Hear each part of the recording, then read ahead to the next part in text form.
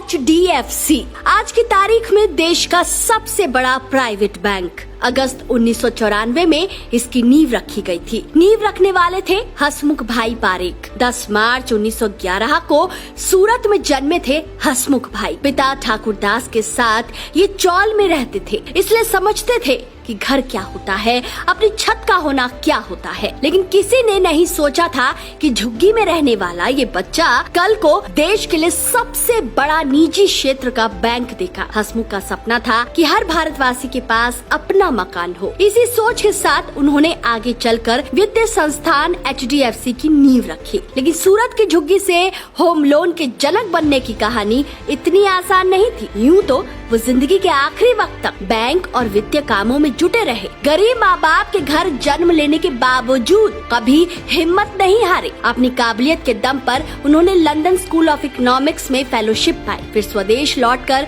बॉम्बे के Saint Xavier's college से degree पूरी की। अपने करियर की शुरुआत उन्होंने stock broking firm Hari Kishan Das Laxmidas से की। साल 1956 में वो ICICI बैंक का हिस्सा बने। यहाँ उन्होंने डिप्टी जनरल मैनेजर से लेकर बैंक के चेयरमैन और मैनेजिंग डायरेक्टर तक की जिम्मेदारी संभाली। साल 1976 में वो बैंक से रिटायरमेंट के बाद बोर्ड के चेयरमैन बने रहे। लेकिन कहते हैं ना, जमीन से जुड़ा आदमी अलग ही मिट्टी का बना होता है। पारेख साहब हमेशा लोगों के बीच रहना पसंद करते थे। ICICI बैंक से रिटायरमेंट के बाद उन्होंने देश के हर नागरिक को अपना घर दिलाने की मुहिम शुरू की। इसके लिए उन्होंने रिटायरमेंट के बाद HDFC की नींव रखी। कहते हैं इस समय पारेख साहब की उम्र 66 साल की थी। इस उम्र में भी उन्हें चैन न था। वो जानते थे कि आज भी लाखों परिवार एक अदद छत की चाहत में जिए जा रहे हैं। उन्होंने रिटायरमेंट की उम्र में हाउसिंग डेवलपमेंट फाइनेंस कॉर्पोरेशन की शुरुआत की। दोस्तों, HDFC देश की ऐसी पहली संस्था थी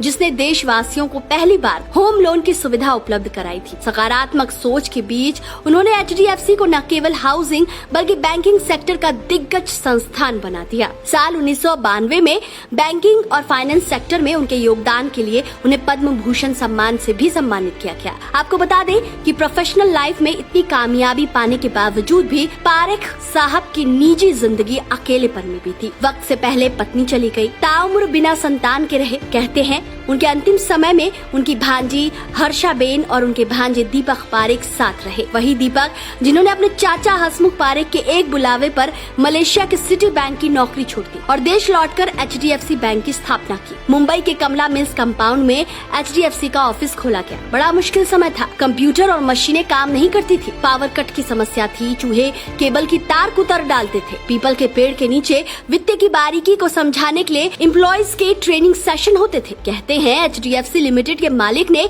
दीपक पारेख को एक ऐसा बैंक बनाने का ऑफर दिया जो देश के लोगों की जरूरत को पूरा कर सके। क्योंकि हसमुख जानते थे कि पब्लिक सेक्टर बैंक के पास अच्छा नेटवर्क और पैसा तो भरपूर है, लेकिन प्रोडक्ट नहीं। हसमुख कहते हैं कि कोई भी बैंक अपनी टेक्नोलॉजी या प्रोडक्ट की वजह से फेल नहीं होता, बल्कि वो फेल होता है अपनी रिस्क मैनेजमेंट की वजह से। 18 नवंबर 1994 को 83 साल की उम्र में इस महान शख्सियत का निधन हो गया। लेकिन आज भी लोगों को उनका नाम मुंह ज़बानी याद है। उनके जाने के सालों बाद HDFC लिमिटेड के साथ HDFC बैंक का मर्जर हो गया है। देश के मीडिया चैनलों के लिए ये बड़ी खबर थी। शेयर मार्केट में काम करने वाले या इन्वेस्ट करने वाले लोग जानते हैं कि उनके पोर्टफोलियो में HDFC के शेयर रखने का क्या मतलब होता है। 1995 में बॉम्बे स्टॉक एक्सचेंज में लिस्टिंग होने के बाद से HDFC के शेयर ने कभी पीछे मुड़कर नहीं देखा। दोस्तों, अगर किसी ने साल 1999 में 1 लाख का इन्वेस्ट HDFC में किया होता तो आज उसका रिटर्न 1.70 करोड़ के आसपास होता। तो दोस्तों, ये थी एक भारतीय वित्तीय उद्यमी, लेखक और